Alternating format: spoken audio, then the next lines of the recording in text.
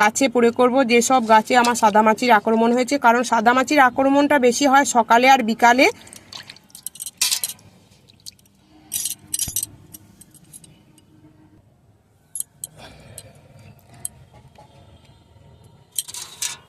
এইভাবে এটাকে ছেঁকে নেব।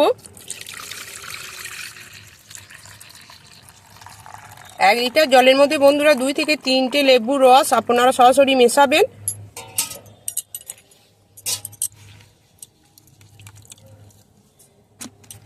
এরপর একটা এই বোতলের মধ্যে আপনারা ভরে নেবেন। আপনাদের হাতের কাছে যা স্প্রে বোতল থাকবে আপনাদের সুবিধা মতন সেইটাতে ভরে নিয়ে আপনারা প্রয়োগ করবেন। আমি আমার হাতের কাছে যেটা থাকে আমার সুবিধা মতন আমি সেটাই প্রয়োগ করি। আমার কাছে অনেক রকমের স্প্রে বোতল আছে। আমি বানিয়ে নিয়েছি নিজের সুবিধা মতন। আমার যখন সময় আমার খুবই অল্প থাকে তখন আমি চটজলদি এই বোতলগুলো আমি ব্যবহার করি।